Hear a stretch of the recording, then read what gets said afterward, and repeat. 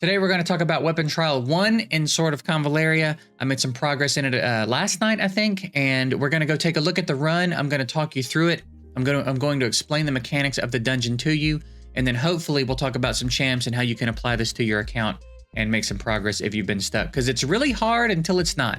It's a really difficult dungeon, and then once you understand the mechanics, it's more of a stat check, right? It's more of, can you take the hits when you have to take them, and can you do enough damage to win before your turn limit is reached, right? So we'll go in and take a look at the run in here. I tried to record it, but of course the recording messed up, so we're gonna have to do it this way. You can see that it was a bit of a journey, and this was not my first time in here messing around with this dungeon, but we were pretty determined to figure it out last night, and I figured out a mistake I was making that really changed my ability to do this fight. And then we hit turn limit. Then it was a matter of me not getting enough damage put out. So I prioritized damage a little bit more. So when I'm done going through the run, we'll go take a look at my characters. I'll show you what kind of skills they're using, and then maybe some potential substitutes and stuff, all right? But again, it's really just a matter of understanding what's going on in this dungeon. So, can I move around? I can. So with this boss, there's some things to keep in mind. One, you can't melee him. You can, but he's going to counterattack you, and it's not worth it. The damage that you'll be taking and the problems that it's going to cause you are not worth whatever damage you're going to be able to do melee. So you're going to need some ranged damage dealers in here. At least 2 main ones, and really you're going to have to let your supports throw in some damage. I had to anyway, because again, I hit turn limit more than, I think, at least once, because I just didn't have enough damage. But I figured out the mechanics and it was manageable, but then it was a matter of getting enough damage. So we'll talk about that with our specific units after the run, but you can't melee it. The boss is also putting damage over time stacks on you, the stigmata stacks, right? These will become a big problem if you don't stay on top of them. So you're gonna need someone in here that can cleanse those off of your team, preferably someone that can do it on an AoE basis, all right? We're using Inanna. I think Angel has some pretty good cleansing properties, I think, off the top of my head. We'll take a look at some other healers after, but if you've got Inanna, this is going to be really much more manageable, okay? So you need to be able to keep those. You can't keep them off completely, I don't think, unless you run double cleansers, but Inanna can manage it well, all right? As far as what the boss is going to be doing, there's standard attack. The boss is going to attack the unit closest to it with its basic attack. It's a pretty hefty hit, so you need somebody that can tank this, all right? We're using Mytha for this. Papelgard, or however you say his name, he's probably a decent, any good tank. I think anybody that you can make tanky can sit up front and tank these hits. Mytha's pretty good because she's also got some other stuff she can offer the team. She's got some buffs and some passive healing and things like that she can offer the team. So Mytha's a pretty good option for it, and I think everybody has Mytha. So she's our tank, all right? And we're gonna keep her closest to the boss at pretty much all times. The boss has another big attack that it's going to make a big rectangle in front of itself that goes out like this. If your units are in that rectangle, when that attack happens, they are going to die. You have to avoid that at all costs. All right, so it's going to charge for a turn, and then it's going to happen. So it's really important that when you see that red rectangle, you get everybody out of it. All right. After that attack, the boss is then going to randomly target someone on the field and put a square around them. So for example, if it's Inanna, there's a one square, bigger square around her, and it's going to do AoE damage. Now, even if I move Inanna, the square is going to follow her, okay? You want to try to have 2 other units in this square because it's going to do AoE damage, and it does reduce damage for every other unit in the square up to 3 total units. So that's pretty mandatory too. It's a pretty hard hit, and if it hits 1 person, they're almost certainly going to die. If it hits 2 people, they're probably going to die. It really needs to hit 3 people, and you'll see their health bars as it happens. Immediately after that attack, the boss is going to do a basic attack, okay? So again, Mytha needs to be closest to the boss at all times. The mistake that I was making was I bunch everybody up over here. I was letting Mytha be a part of the square.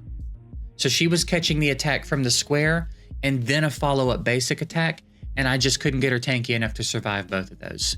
So the key is to get Mytha out of that square and 3 other units in that square.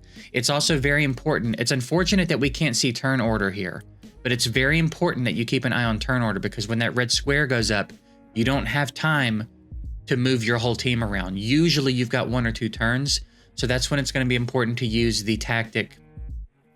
I cannot remember the name of it off the top of my head. It's the little red one with the guy running, and it gives your unit that you can use it on 1 unit, and it gives them a huge speed boost, and it'll let them interrupt. You're going to have to use that sometimes to get someone into the square or get a heal off or something. It'll be situational.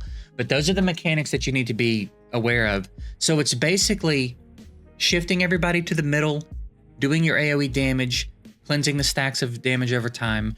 The red rectangle goes up. You shift everybody over to the side out of the rectangle, keeping Mytha closest to the boss. Wherever the red rectangle goes, you do what needs to be done as far as positioning and support. You get Mytha out of the square at all costs, pretty much, back closer to the boss. That's going to go off. Basic attack's going to hit Mytha. You shift everybody back into range so they can do some damage. Rinse and repeat. It's the same thing. The other thing to keep in mind, and hopefully they'll be visible here, are occasionally the boss is going to put lightning on certain tiles. Do not be standing in those tiles at the end of your turn. It's only going to be a problem. You're going to get more stigmata stacks. It's going to be that much harder to manage. So it's just kind of dancing around the stage, dodging the rectangles, getting people into the position of the small red square, dodging the lightning tiles, not meleeing, okay? I know it's a lot to take in, but we're also going to be talking about this stuff as we go through, and it'll make a little more sense as you see it in action. So let's go ahead and get to it. So first thing we want to do is March Command. This is going to help everybody get into range sooner. We don't want to waste turns here. And in my experience, it's hard to do enough damage to end this fight on time. So we need to make the most of every single turn that we can. So March Command straight out of the gate. By the time we need it again, we'll have it, okay? So March Command lets everybody get up into range. So we're going to pull Mytha up into range. We're going to take our Sentinel or whatever he's called that Inanna spawns and just move him back behind the line. We're going to try to keep him back behind everybody to bait out the first red square. It'll kill him, but it'll keep our team from having to deal with it for 1 turn. All right, so it's pretty handy. And again, another cool thing for Inanna being in the fight is we can potentially bait that out once. So we're just going to keep him away from everybody. So there you go. That was the basic attack. You see how hard that hits Mytha. I have specifically set her up to have magic defense and be tanky, and a basic attack still took 50% of her HP. So this boss hits very hard. So that's why she can't be in the square and get doubled up on like that. She can't handle it. We're going to pull our Nungle up into range and drop an AoE attack, right? She's one of our damage dealers. Same thing with Feical, drop him up into range and do damage. And basically just pump out as much damage with them as you can. You don't necessarily need to save your energy or save your strong skills. There's no shield to break or anything like that. You just need to get as much damage as you can out of them every turn, okay? Here's the lightning tiles we were talking about. So Inanna's about to move off of hers. We have to make sure we get Mytha off of hers as soon as we can move her as well, okay? We don't want to leave them standing there any longer than we have to. So, Candlelight. Candlelight's a pretty interesting one. Also one that doesn't have to be here. She just has some cool stuff, and she pairs well with Nungal. And we'll talk about that after the fight. But Candlelight's a pretty decent option for this fight. Also has some cool healing. Kind of a cool unit all around, actually. But perhaps worth a video to themselves. But anyway, she's putting... I think that's where she's putting Hanged Man Mark on the boss, which is reducing the amount of damage being done. And Nungal gets some pretty cool buffs from that as well, right? She gets more crit and stuff, I think. And then also a little passive heal. It's also got crazy range. It's a really cool skill. So that's why Candlelight's here. And then Inanna's going to come up, and we're going to go ahead and have everybody in position. Now I'm just moving Mytha back over to the center and buffing everybody. I had to get her off that tile, get her centered, drop some buffs. I moved him here because this is the line for the rectangle that's going to come up in a second. So he's right outside of the range, so I won't have to move him. And that's where we want him. We want him sitting right outside of the range, and that way maybe he'll still bait that square, and you'll see what we're talking about in a second. Again, more damage from our damage dealers. I went ahead and moved Candlelight up into range to get a little more damage, because this is the fight where I understood, oh, I really need to maximize the amount of damage that I'm doing every turn, or I'm not going to kill this boss in time. And as far as I can tell, in this situation, Mytha's still closer because she's straight on. We do still have March Command, though, so if I'm not mistaken, Candlelight's going to get to take a step back. So we just moved Candlelight into range, did some damage, brought Candlelight back, all right? There you go, some Stigmata stacks. So now, there's the rectangle we've been talking about. You see there's more lightning stacks. Here's the rectangle. We got to get out of this rectangle. So, since we can't do attacks to the boss with Mytha anyway, when I bring her over here, I want to start cleaning out these rocks. So on the turns that you can't do damage to the boss, attack these rocks, because you're going to need these spaces. Eventually, these lightning stacks are going to start getting put over here too, and you're going to be a little bit more limited in where you can put your units. So in these early turns, make the most of the turns by trying to clean out as many of these rocks as possible, so that you've got some options when you need them. Because again, you're going to end up in a situation where like these two will have lightning on them. You've only got 3 safe squares. So now you've either got to pull people down here, which is going to make it harder to get them into the red square potentially, or keep them out of range of a heal if you wanted to bunch everybody up. It's just better. So just take my word for it. Try to clean out these rocks in the turns that you can't do damage to the boss, okay? I just buffed with him. I brought Nungal over, hit a rock, brought Fekal over, hit another rock. Now we've got a clean space.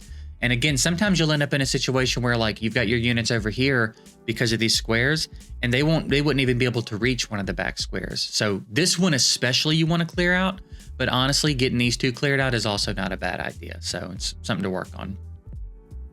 We're gonna bring Inanna over, and I think hit our team with a cleanse to try to get rid of some of those stacks. You see now nobody's dripping, so that's good. That's good news. We dodged the big attack, and then there's the square. So we were lucky enough. Can I move my camera around? We were lucky enough to bait the square out with our summon here, so nobody has to worry about it up here. It's going to be really handy. Again, he's going to die, but we saved our team from having to take it once. Inanna has less catch up to play, basically. You know what I mean? So now we bring everybody back over into position. Big ol' hit. You see, we're not surviving that. I'm not surviving it. Maybe you can build a unit that can survive it. And then again, everybody's just coming back over now to do some damage. And you want to keep everybody grouped up enough that they can all get AoE heals when necessary. Also, not be standing on the lightning tiles if you can help it. Just kind of dancing around the stage, honestly. Try to maintain your damage over time stacks. And it's pretty much rinse and repeat, right? This is pretty much the fight now. The red rectangle goes back up. We move everybody back over. We try to do some damage to these rocks to clear them out. And then we'll talk about how to manage this red rectangle when it goes up in a second. I think there's a part later in the fight where we end up in a situation where we have to split our team up, and we'll talk about that when we get there. There's the big hit. Now, red rectangle went on to Candlelight. You can tell who it's on because they'll be in the dead center of it, right? So Inanna and Nungal are in the square currently. So we have our 3 units in the square, which is what we need. And you'll see the damage that we're about to take, and you'll understand why we need 3 units in it, okay? So Candlelight took a pretty good hit there, but they're both at 1/3. If there were only 2 of them, it would have been much worse. Maybe Candlelight survives it. I don't think they survive it if there's only 2 of them, though, all right? It's also worth mentioning, try to manage your Inanna's energy. It's a balancing act, and you might have to try it a couple times to make sure that sometimes you have to sacrifice a heal or a cleanse to stack up a little bit more energy so that you're in better position for a later turn. It can be kind of tricky, and you just kind of have to feel it out as you go. But you see where it starts to get annoying, right? We've got all these lightning tiles. Our units are kind of spread out. I'm in a situation where unless I put Inanna closest to the boss, I can't hit everybody with a heal. And I might still not even be able to hit Candlelight from there. I don't want Inanna closest to the boss. So it's like, it's tricky sometimes. Little bit of RNG involved as far as where the lightning squares go, who gets targeted by the red square attack, you know, things like that.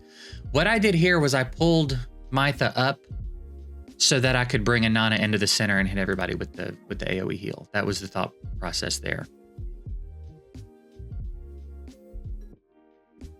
I thought that was the thought process anyway. Oh, same principle. We brought that's what it was. I brought Candlelight up so that I could do some damage because I'm really preoccupied with damage. Because it was really frustrating after failing this dungeon several times in a row to have figured it out and think I was going to win and then lose because I didn't do enough damage. I'm really preoccupied with damage right now. March Command. So I used March Command because Feycal's way over here. And I know that I'm going to struggle a little bit to get everybody into position. So I want to make sure that I've got the movement necessary to get everybody over here safely. And someone has to be able to get here, right? Because 1, 2, 3, 4, this is my only 5th safe spot. These aren't safe. So either here or down here, which is not quite ideal, but still manageable. So I can't remember where everybody goes here, but oh yeah, we cleaned out another spot with Nungal as well. Feycal has some pretty good range. I knew that I could move again after I attacked, so I went ahead and stopped and attacked there and then moved. We're safe. We're out of the square. Or the rectangle, sorry. Now the square's going up. Also, I meant to mention this sooner, dadgummit. You notice I always put Mytha right here, right? She's always right here just in case.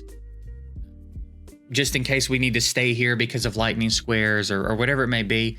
She's always in this corner because this corner is closest to the boss. So this is Mytha's spot if you can at all make that happen every time, okay? Everyone else can do whatever they need to do, but try to keep Mytha here. 1, it's a lot easier to just step her back out, but 2, she's also closest to the boss there.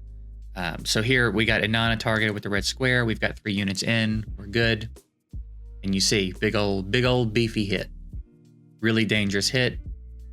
And Mytha takes the basic attack. I think Mytha's going to get targeted here in a second. And we'll talk about how to deal with that. Because that's a bummer. When Mytha gets targeted with the red square, it's a real bummer because then she's going to have to take the double up attack.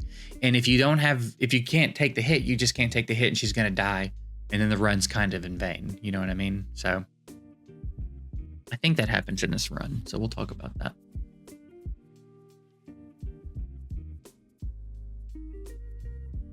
Every time I use that skill with her, I think of Eminem.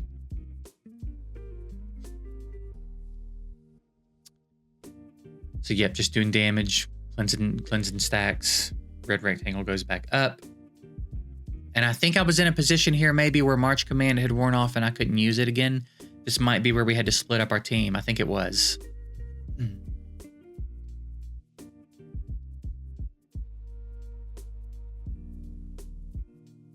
So what did we do? I don't even remember what we did here.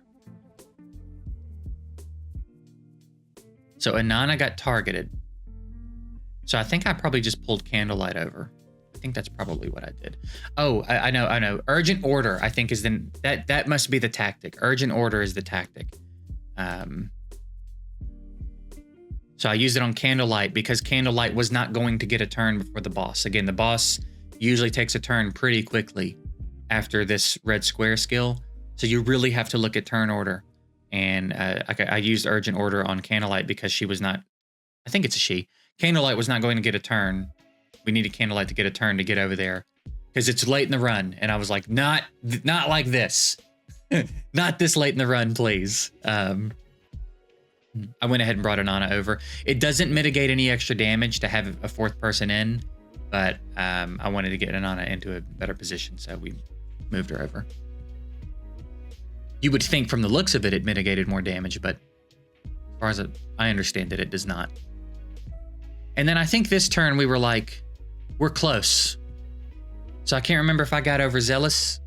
I think I considered the idea that I was about to get overzealous. I might be thinking of the run before, though. No, I think Inanna comes up and finishes it off this time. Here you go. All right. So that's the run.